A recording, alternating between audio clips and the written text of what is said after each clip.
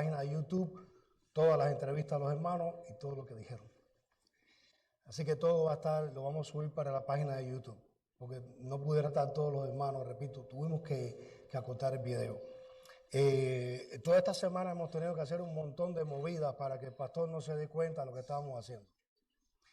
Y ha sido bien difícil que no se dé cuenta de ciertas cosas. Ayer, ayudando a los hermanos me dicen que prepararon el programa. Mira, al pastor le gusta leer. Podrá buscar un libro que al pastor le guste. Y yo dije, difícilmente encontraré un libro que el pastor no haya leído o no lo tenga. Pero voy a una librería cristiana, y el pastor me ha llamado la atención por eso varias veces, le doy gracias a Dios por las librerías cristianas, pero voy a buscar un libro, y allá adentro había un señor, como que un poco envalentonado, él estaba dando un criterio pésimo a las iglesias, y decía que era cristiano. Y yo seguía buscando el libro, y mirando, y hojeando, y él seguía hablando. Había bastantes personas en la librería. Muchos hermanos salieron ayer a las librerías a comprar cosas para los pastores. Y él seguía hablando y mencionaba a las iglesias y a los pastores y que por eso no iba a la iglesia. Y yo trataba de concentrarme en seguir buscando el libro para el pastor. Pero me molestaba tanto lo que estaba diciendo. ¿Cómo es posible que alguien diga, yo soy cristiano, yo leo la Biblia, pero no voy a la iglesia y me molesta la iglesia y demás? No es posible. Hasta que hubo un punto en que se me salió el cubano y le dije, mire hermano, tú tienes un problema serio, chico, y no es ni con la iglesia ni con los pastores, es con Dios. Y se quedó y me dijo, tú me dejas orar por ti. Tú me lo permites, no hay problema si oramos. Sí, cómo no, puedes orar, pero yo he leído la Biblia completa, ok. Y oramos por él y después comencé y cuando terminé de orar le dije, ¿tú recibirías a Cristo como tu Salvador? Bueno, la persona que empezó, que estaba bien valentonada como un león, cuando oramos por él y le hablamos de Cristo, ya no era un león, era un gatico. Hay poder en el Evangelio, hay poder en la palabra de Dios. Y aunque no recibió a Jesús como su Salvador porque dice que es cristiano, a mí me llamó la atención cómo las personas para atacar a Dios, atacan a los hombres de Dios. Cuando una persona quiere ser rebelde a Dios, no se le revela abiertamente a Dios. Lo cubre con buscar defectos, lo mismo en los hombres de Dios, en los líderes de la iglesia que en las propias iglesias. Yo estuve leyendo este pasaje de Hebreos varias veces. Me levanté, mi esposa testigo me decía, papi, ¿tú no tienes sueño? Yo, tranquila, yo quiero leer este pasaje de Hebreos 13. Una vez se lee la Biblia y no se da cuenta de ciertas cosas. Y yo quería encontrar algo en este pasaje y lo leía. ¿Y sabe lo que encontré? Que la Biblia dice lo que dice. Dice, acordaos a vuestros pastores y obedeced a vuestros pastores. Pero en el libro de Hebreos, no se conoce el autor. Quizás fue escrito entre los años 60 y 90 después de Cristo. Un libro cargado de mucha teología, lo escribió una persona que conocía muy bien el judaísmo, pero una persona conversa, cristiano, y además de eso, casi todo el libro, él hace un paralelo entre los tipos que tenía el Antiguo Testamento y la ley, con la gracia de Dios. Y de pronto, en el capítulo 13, para concluir el libro, menciona 3 veces a los pastores. Vamos a orar, vamos a tener un momento de oración. Padre, gracias por este día, gracias por tus bendiciones. Te damos gracias por el pastor, Padre, de nuestra iglesia. Te pedimos que tú lo bendigas, a él, su familia y también a todos aquellos padres que a esta hora, Señor del cielo, están en sus iglesias llevando la palabra. Te pongo una bendición especial, Señor, en el nombre de Jesús. Amén. Este pasaje de Hebreos 13 habla de los deberes de los cristianos. No hay en toda la Biblia un manual más completo que Hebreos 13 para ver lo que es una iglesia de veras, una iglesia cristiana, una iglesia que obra según Dios. Usted lee el capítulo 13 de Hebreos y ahí está todo el manual para la iglesia. Y aparece el amor fraternal, cómo hacer buenas obras, cómo conducirse con los hermanos, aparece la buena doctrina y de pronto en este capítulo 13, verso 7 dice, acordaos de vuestros pastores. Y después, más adelante, el verso 17, obedeced a vuestros pastores. Y después, verso 24, y saluden a los pastores. La palabra pastor significa apacentador. Y aquí también puede ser traducida como dirigentes o líderes en la iglesia que llevan la palabra de Dios. La Biblia dice que es un don. Efesios capítulo 4 y verso 11 dice que Él, el Espíritu Santo, constituyó a unos apóstoles, a otros profetas, a otros evangelistas, a otros maestros, a fin de perfeccionar a los santos para la obra del ministerio. Ahí incluye al pastor, dice que es un don dado por Dios. Cuando la Biblia dice acordaos, probablemente se refiera a líderes que habían pasado. Para entender bien el capítulo 13 de Hebreos, usted tiene que hacerse un mapa en la mente, un mapa del tiempo.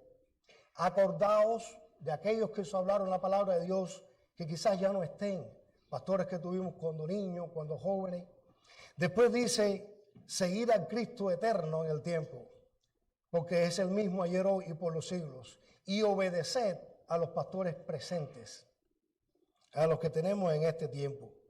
Y cuando la Biblia dice acordaos, es porque en algún momento se nos olvida quién ha cuidado de nuestra alma. Cuando la Biblia dice acordaos de vuestros pastores que hablaban la palabra de Dios, porque en algún punto hemos sido olvidadizos. Y se nos olvida cuántas veces nuestros pastores oraron, lloraron y se inclinaron de rodillas por nuestra vida.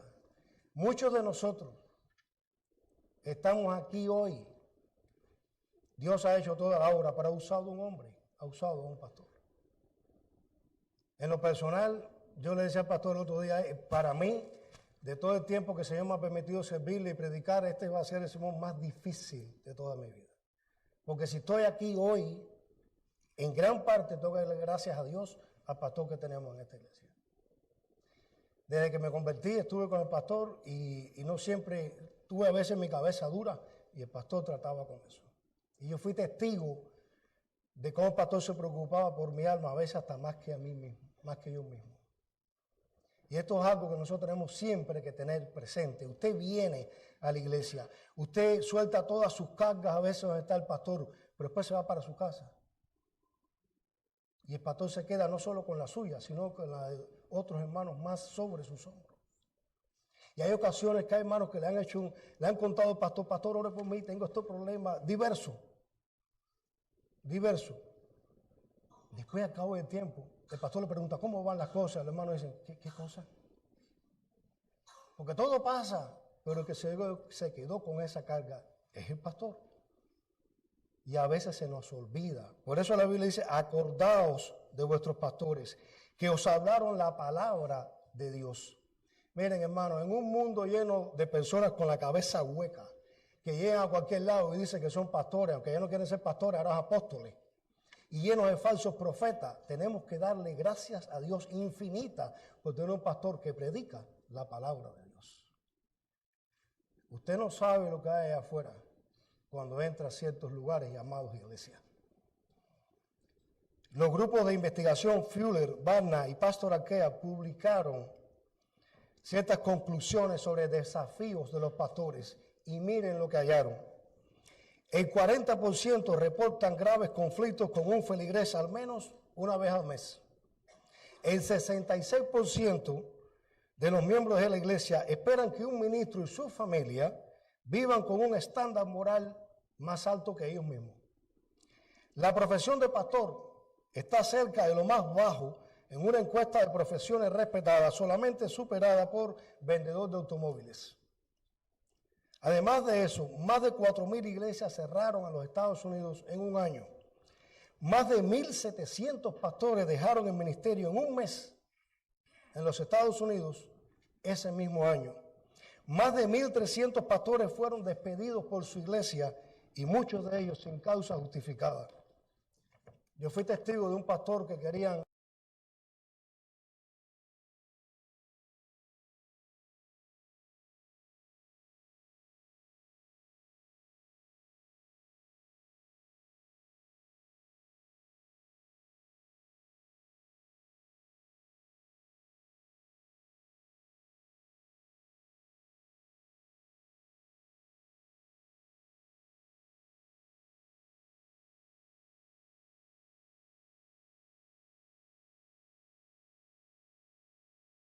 división en la iglesia. El 24% dijo que cuando llegaron a la iglesia estaban sufriendo un grado importante de conflicto y la manera en que el pastor lo trató, pues no pudo resolverlo. El 14% identificó que la principal razón fue la resistencia a su liderazgo, visión, enseñanza o cambios en el liderazgo, porque esperaban un cambio demasiado rápido. Y un 8% dijo que no supieron conectar con los líderes que habían sido leales al pastor anterior y ahora se resistían a que lo suplantaran. Si usted ve estos estudios y estos porcientos que se han hecho en encuestas, no aparece por ninguna parte la palabra de Dios ni la enseñanza fiel a la doctrina sana. ¿Por qué? Porque hoy en día hay muchas iglesias que no pueden identificar ni siquiera lo que es un pastor. Hay problemas serios en los Estados Unidos con las iglesias. Y de pronto aquí en este pasaje de Hebreos 13, después que dice, acordaos de vuestros pastores que os salvaron la palabra de Dios, imitar su conducta y fe, dice, Jesucristo es el mismo ayer, hoy y por los siglos. Cuando yo estaba leyendo este capítulo de Hebreos, entre los versos, yo decía, ¿dónde está la conexión del autor de Hebreos que dice, acuérdense de los pastores, y de pronto salta y dice, Jesucristo es el mismo ayer, hoy y por los siglos? Los pastores pasan, los líderes pasan, pero Jesús es el mismo. Tuvimos pastores pasados, un día la generación tendrá otros pastores, pero Jesucristo es el mismo.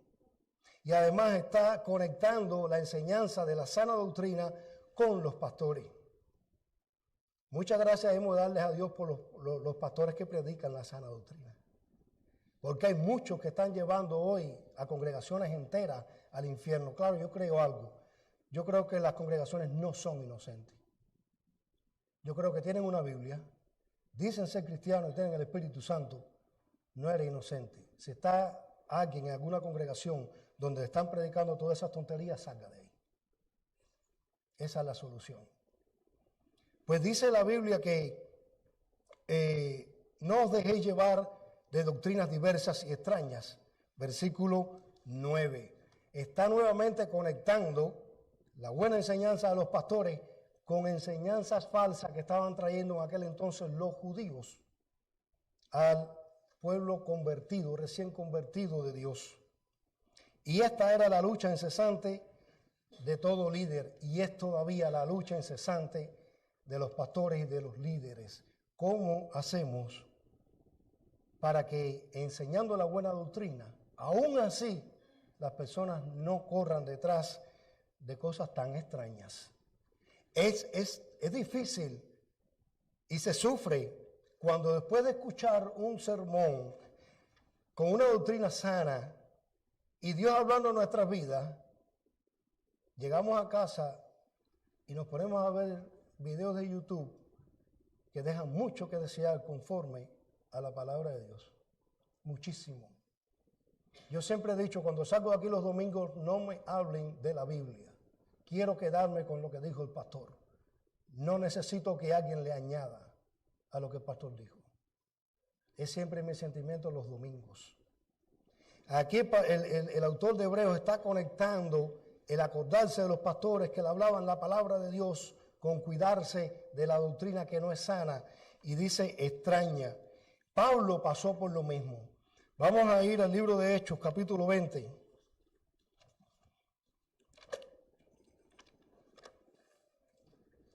Y ahí vamos a ver cómo Pablo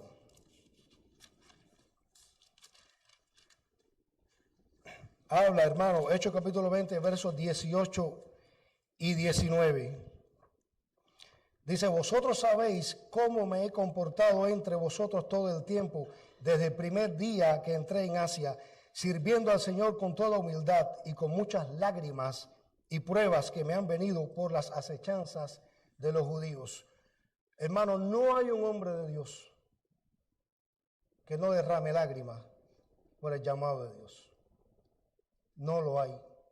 Pablo decía y resalta con muchas lágrimas, porque da dolor. El dolor es parte del progreso. Y una cosa a la que tiene que acostumbrarse un líder, los pastores, es que todo lo que crece experimenta algún dolor.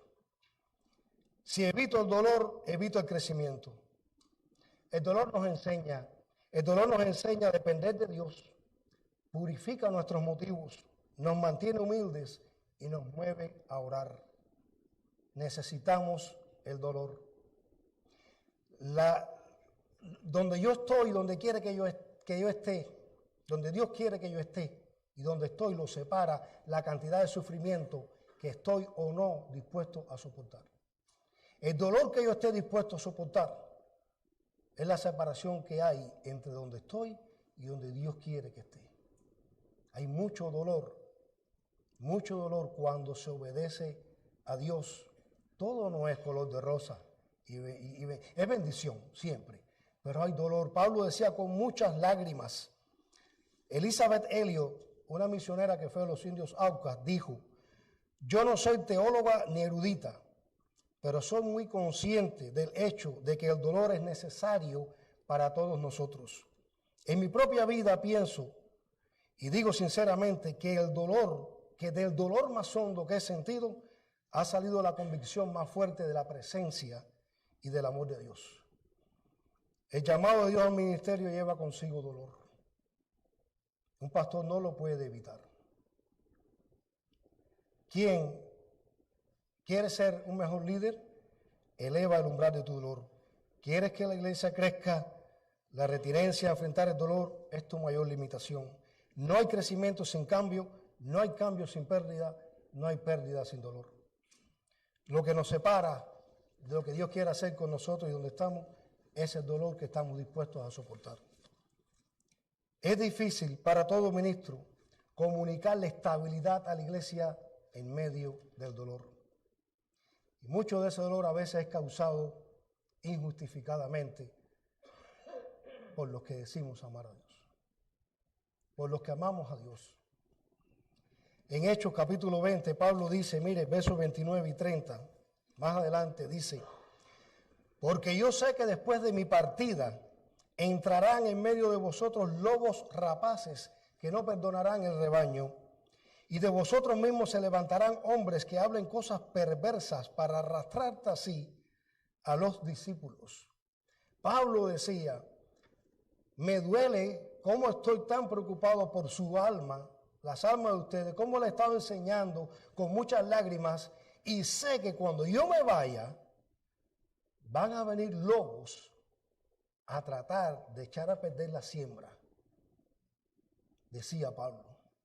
Ese es el dolor también de un líder cuando tiene que abandonar un lugar por la razón que sea. ¿Quién viene después? ¿Qué va a decir? ¿Qué va a enseñar? Después que todo eso ha costado lágrimas, sudor, sacrificio y rodillas. Por todas esas cosas pasan los pastores, pasan los líderes. Después en el verso 9 de Hebreos, vamos otra vez a Hebreos capítulo 13. Y en el verso 9 leemos, porque buena cosa es afirmar el corazón con la gracia, no con viandas, que nunca aprovecharon a los que se han ocupado de ellas.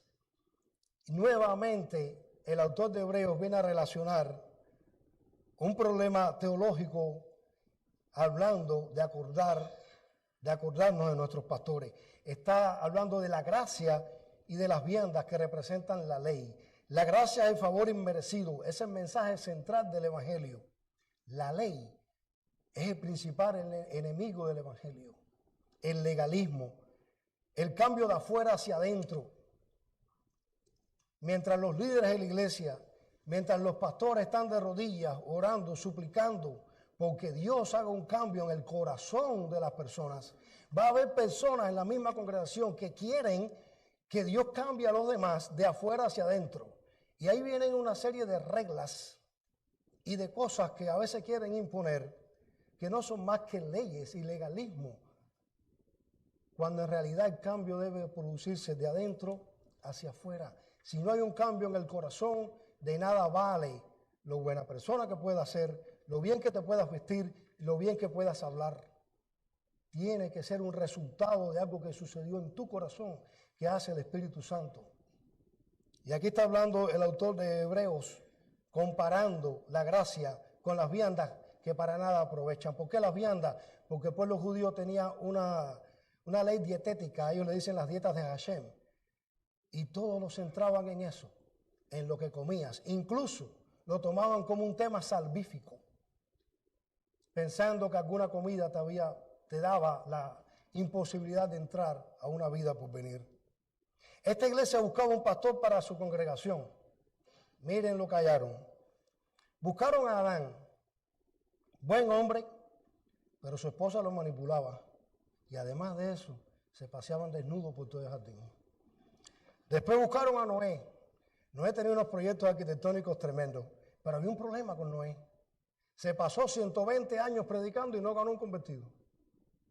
120 años tuvo que entrar al arca con su familia. Después buscaron a José, un chico muy amoroso, el niño lindo de la familia, pero tú sabes, creía en la interpretación de sueños y además tiene un récord de haber estado en prisión. Después buscaron a Moisés, hombre manso, modesto, pero tiene un problema con la comunicación. El hombre es un poco tartamudo y además de eso, tiene un cargo por asesinato. Buscaron a David, hombre conforme al corazón de Dios, pero de una familia escandalosa. Buscaron a Salomón, gran escritor, ha escrito varios libros, tremendo predicador, pero había un problema. Había que invitar a las esposas y el presupuesto de la iglesia no alcanzaba para eso.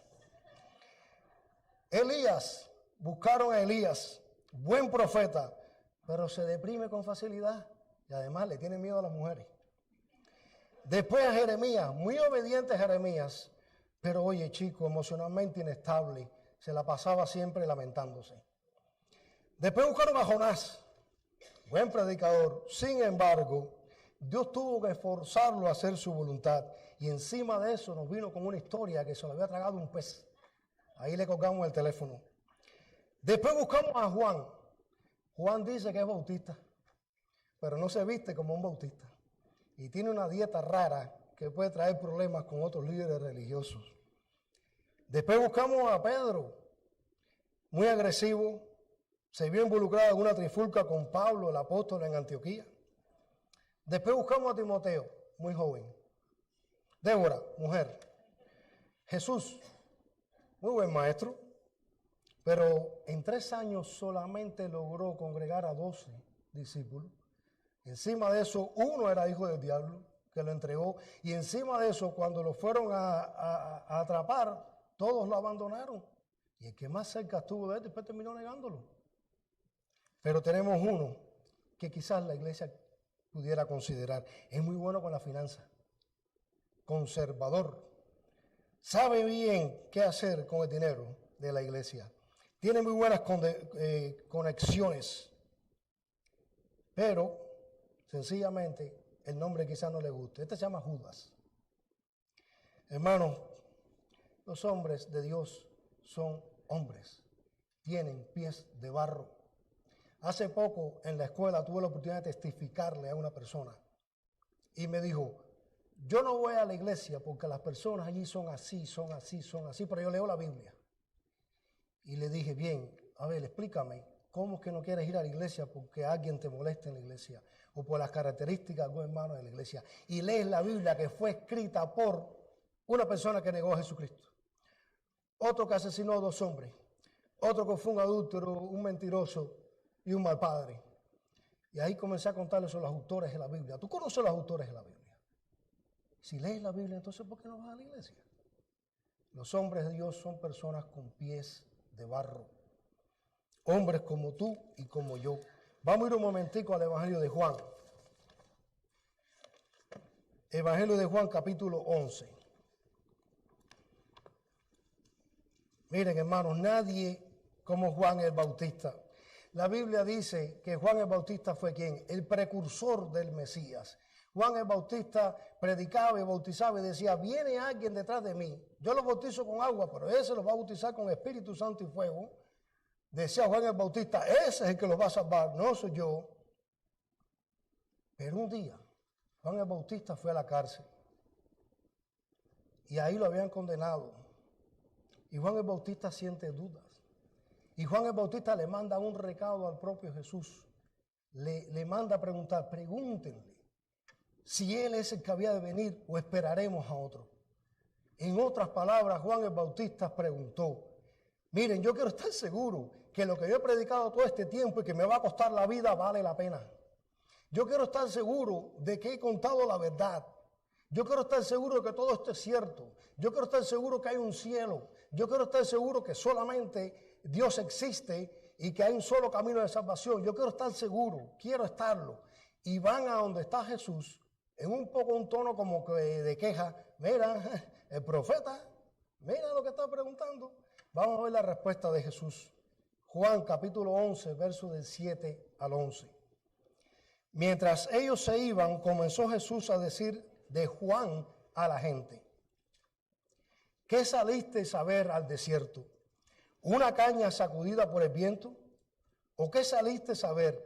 ¿Un hombre cubierto de vestiduras delicadas? He aquí los que llevan vestiduras delicadas en las casas de los reyes están. ¿Pero qué salisteis a ver? ¿A un profeta? Y miren lo que dice Jesús.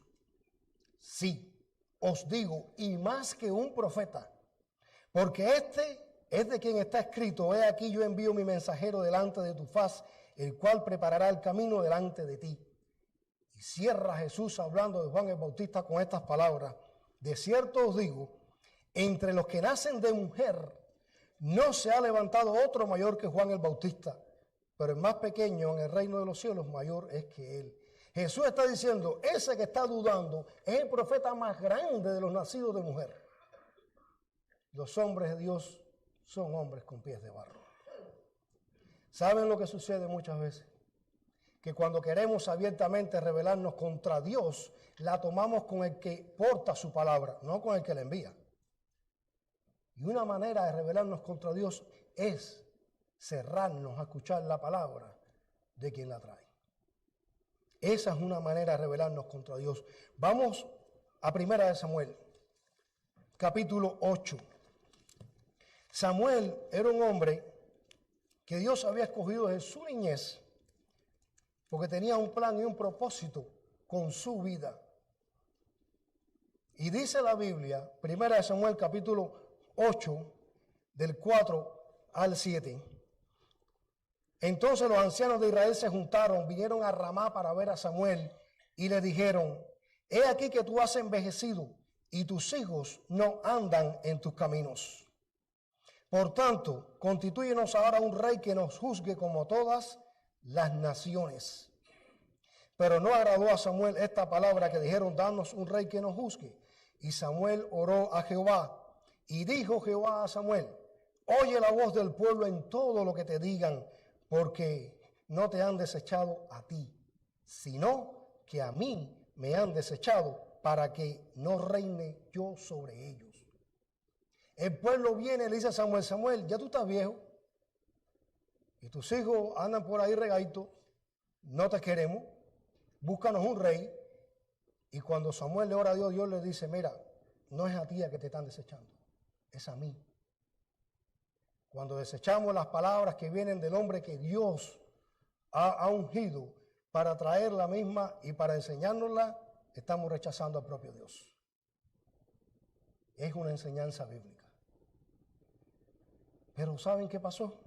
Miren, Samuel viene y les constituye un rey llamado Saúl. ¿Ven? Dios le dice: mira, este es el que vamos a poner. Vamos a poner a Saúl. Eso es lo que quiere el pueblo. Vamos a darle un rey. ¿Saben qué hizo el pueblo? 1 Samuel capítulo 10 y verso 27.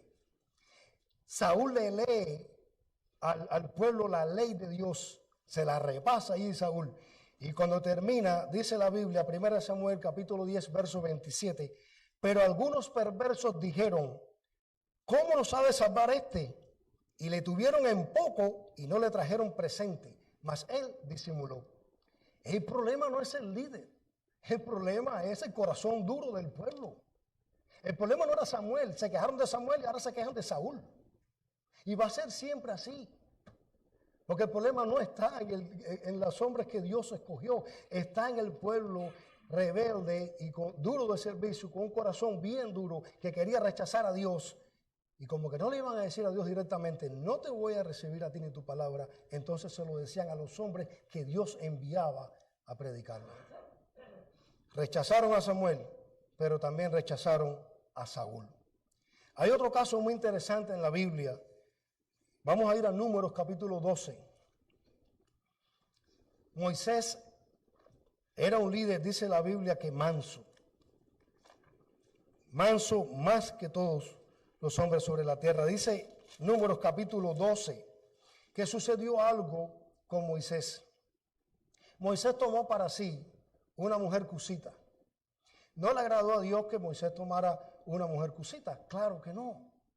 No estaba correcto que Moisés tomara una mujer cusita. Cusita, hay muchas acepciones acerca de este nombre. Algunos piensan que era egipcia, otros que etíope, pero lo cierto es que no era del pueblo de Dios. Y es muy probable que la hayan traído, que la hayan sacado de Egipto. Pero ¿qué sucede con esto? De pronto, María y Aarón tienen una actitud. Números 12, 1 y 2 dice: María y Aarón hablaron contra Moisés a causa de la mujer cusita que había tomado, porque él había tomado mujer cusita. Y dijeron: ¿solamente por Moisés ha hablado Jehová? ¿No ha hablado también por nosotros? Y lo oyó Jehová. A mí me llama mucho la atención el final de este verso. Y lo oyó Jehová. Dice que Aarón y María murmuraron contra Moisés. Cuando usted murmura, usted habla bajito. A veces decimos, las paredes tienen oído. Pero ¿saben qué dice aquí? Y lo oyó Jehová. Por muy bajito que puedas murmurar, hermano, hay alguien que te está oyendo. Y lo oyó Jehová. Ellos estaban dentro de la tienda quizás. No había nadie alrededor.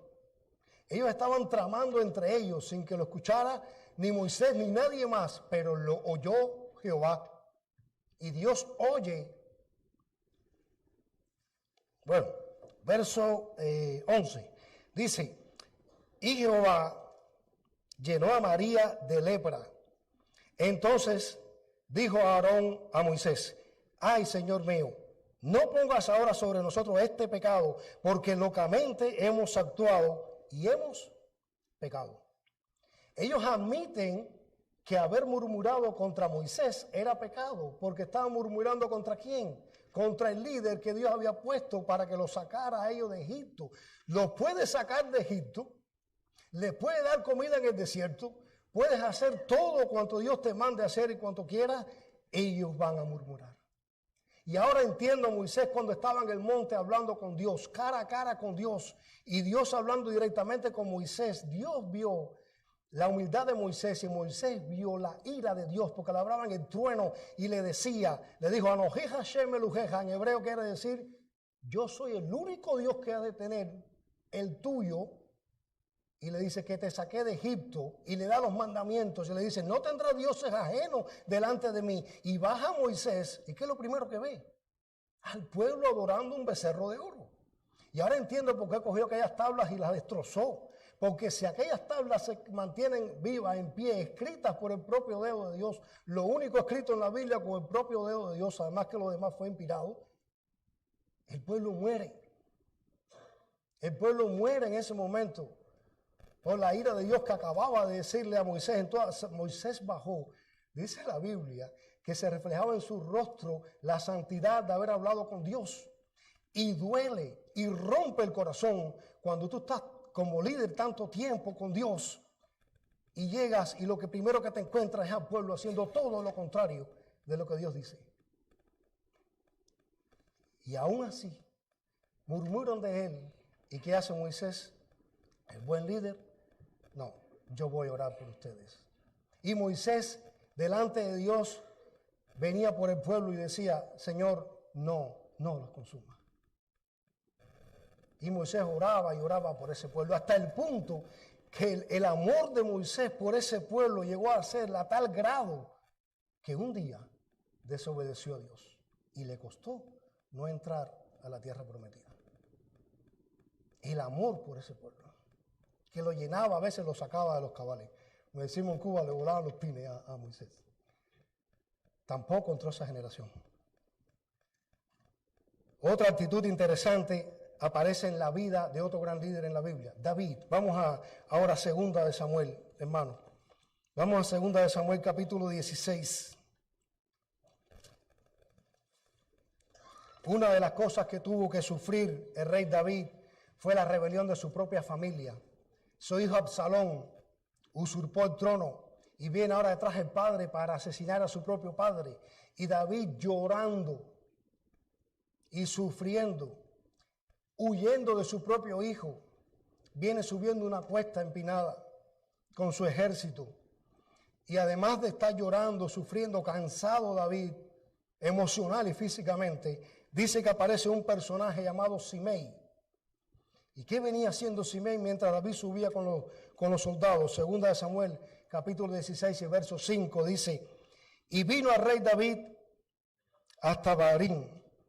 Y aquí salía uno de la familia de la casa de Saúl. Este hombre era de la familia de Saúl. Este hombre le había guardado rencor a David por mucho tiempo, porque en algún momento David tocó a su familia. ¿No parece esto parecido? Nos parece parecido en algún momento. Dice, el cual se llamaba Simei, hijo de Gera, y salía maldiciendo y arrojando piedras contra David, y contra los siervos de David y contra el pueblo. Y todos los hombres valientes estaban a su derecha y a su izquierda. Y decía Simei maldiciéndole: fuera, fuera, hombre sanguinario y perverso. Y ahora yo les pregunto, hermano, ¿lo que decía Simei era verdad? Ustedes sabían que una de las causas por las que David pasó todo esto con su familia fue porque David tomó una esposa que no era suya, adulteró, mandó a matar al esposo Urías Eteo, asesinato. David, el hombre que Dios había elegido sobre el pueblo de Israel. Y Simei le dice a él algo que quizás no era totalmente descabellado. David se había comportado como un hombre perverso. David se había comportado como un hombre sanguinario, pero olvidaba Simei que David era el hombre que había ungido Dios. Olvidaba Simei que no era Saúl, que había sido David. ¿Y saben qué sucedió después? Absalón muere, le traen la noticia a David. David se pone muy triste, pero regresa como rey a Jerusalén. ¿Y qué pasó entonces? Ahora el mismo Simei que le tiraba piedras y que le decía, vete de aquí, sanguinario y perverso, ahora cuando David regresa, se le postra delante y le dice, bienvenido mi rey. Segunda de Samuel 19:16. Y Simei, hijo de Gera, hijo de Benjamín, que era de Borim, se dio prisa y descendió con los hombres de Judá a recibir al rey David. A ver, me tiraste piedra cuando me iba y ahora vienes a recibirme como rey. Y dijo el rey, le dijo él al rey, no me culpe mi señor de iniquidad, ni tengas memoria de los males que tu siervo hizo el día en que mi señor salió de Jerusalén. No los guarde el rey en su corazón, porque yo tu siervo reconozco haber pecado y he venido hoy, el primero de toda la casa de José, para descender a recibir al Señor mi rey. Mira, hermano, una de las cosas que sufren los líderes y los pastores, que muchas personas aman lo que representa, no a ellos. Yo pregunto, ¿amaríamos a nuestros líderes si dejaran de ser líderes? ¿Amaríamos a nuestros pastores si dejaran de ser los pastores? ¿Amaríamos a Miguel Ángel si no fuera el pastor? Mucha gente a veces ama lo que representa el líder. Solo eso. Y Simei le pasó eso. Ya no eres el rey, vete fuera de aquí. Y cuando regresa como rey, viene con unas palabras punzantes. No tengas en memoria lo que hice. Porque Simei pensó que David era como él. David era un hombre que perdonaba, que tenía paciencia. David era un hombre de Dios. David era el gran rey David. Y ahora vamos otra vez a Hebreos capítulo 17. Dice, obedeced capítulo 13, verso 17. Obedeced a vuestros pastores, porque ellos velan por vuestras almas como quienes que han de dar cuenta, para que lo hagan con alegría y no quejándose, porque esto no es provechoso. Dice que debemos de obedecerlo porque velan, ¿por qué? Por nuestra alma. Hermano, una pregunta. ¿Qué es lo más importante que tenemos? ¿No es el alma? ¿No dijo Jesús, Mateo 16, 26, qué gana el hombre o qué aprovecha el hombre si gana todo el mundo y pierde su alma? Así que lo más precioso que tú tienes, ¿sabes quién lo cuida? El pastor, los líderes. Lo enseña la Biblia, la palabra de Dios, porque ellos tienen que dar cuenta. Dios llamó y ordenó a pastores para velar por las almas que costaron la sangre de su Hijo Jesucristo. Cuando un pastor mira a la congregación, no mira personas sentadas en los bancos, mira personas que fueron lavadas por la sangre de Cristo, y eso es una responsabilidad muy grande. John Knox era un gran reformador escocés que se topó cara a cara con el peso del llamado de Dios. Cuando algunos de los hombres con los que servía le confirmaron verbalmente ese llamado al ministerio, ¿saben qué hizo John Knox? Comenzó a llorar.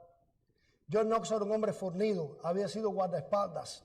La historia enseña que cuando la reina veía a John Knox de rodillas temblaba porque sabía que algo iba a suceder. Pero cuando John Knox le reconfirmaron el llamado al ministerio, lloró. Y le preguntan, ¿por qué lloras? ¿Qué puede tenerte tan triste? Y John Knox contestó, porque sé a quién he de darle cuentas. Porque sé a quién tengo que darle cuentas. Amado hermano, Dios ha puesto líderes en la iglesia. Ha puesto los pastores. Acordémonos de los pastores. Dice la Biblia, acordaos de vuestros pastores. Obedeced a vuestros pastores, porque ellos cuidan de vuestras almas. Y ahora voy a hacer algo que el pastor me enseñó. Él me enseñó todo lo que sé del Evangelio. No puede uno terminar de hablar de Dios sin llamar a aquellos que no han tenido una experiencia con Cristo a tenerla. No puede uno hablar de Dios sin terminar preguntando, ¿quiere alguien hoy recibir a Cristo como su Salvador? No solamente para los jóvenes, yo estoy viendo en este mundo, se está usando en América el término derecho. Yo tengo el derecho a, yo tengo el derecho a escoger lo que quiero, yo tengo el derecho a hacer lo que quiero. Y yo quiero decirte que sí, que es verdad. Tienes el derecho de escoger irte derecho al infierno. Lo tienes. Si no dejas la vida pecaminosa que estás viviendo, donde hay dudas si has recibido al Señor o no, si no apartas de ti la adoración a dioses falsos, si no te arrepientes de los pecados y vas delante de Dios con un corazón humilde, reconociendo que solo Él te puede salvar, si vas a ir directo a ese lugar. La Biblia enseña que todos nosotros somos pecadores. La Biblia enseña que el pecado es todo lo que hacemos, decimos o pensamos que a Dios no le agrada y que no tienes que confesárselo a nadie, tú lo sabes. Y cada vez que entras aquí a este lugar, estás exponiéndote a la palabra de Dios. Y sabes lo que sucede con tu vida, mi amigo, que vienes constantemente a la iglesia y aún no vives una vida obediente y aún no has recibido a Jesús como Salvador. La propia palabra de Dios es una inyección que te inmuniza contra el Evangelio. Y tu corazón se va a ir endureciendo más y más y más y más hasta que ya no haya oportunidad.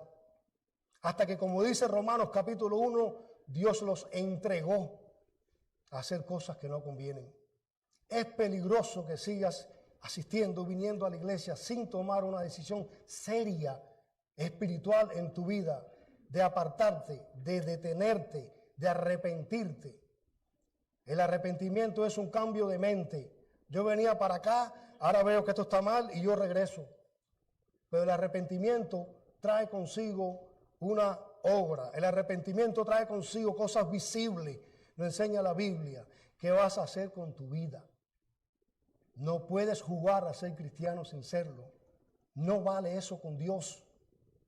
Porque Dios siempre te está viendo, Dios siempre te está escuchando y Dios está incluso en tus pensamientos. Y si no son de acuerdo con Dios, hay un problema serio en tu vida. Yo sé que muchas veces en la iglesia se hace llamado a las personas a recibir a Cristo cuando vienen, cuando son visitas, pero ¿sabe qué? La experiencia nos ha enseñado que aún personas que llevan 11, 12 o más años en la iglesia necesitan una experiencia de conversión. Y no es para que se sienta ofendido usted, sino para que se remueva por dentro y diga, tengo que aceptar que no puedo hacerlo yo. Y de hecho, si tienes esa inquietud en tu corazón, es Dios el que la está poniendo, porque Dios es el que pone el querer como el hacer. Si tú te quieres arrepentir de algún pecado, no es tu carne, Dios lo está haciendo. Para irte para el infierno solo necesitas tu propia pecaminosidad, que lo da tu humanidad. Pero para ser salvo necesitas la intervención divina de Dios. Y si Dios te está diciendo en este momento, y te lo está diciendo constantemente cada domingo, arrepiéntete y cambia tu estilo de vida, hazlo hoy, porque no sabes si mañana habrá tiempo. Señor nos bendiga y muchas felicidades a los líderes, a los pastores, a los maestros, muchas felicidades.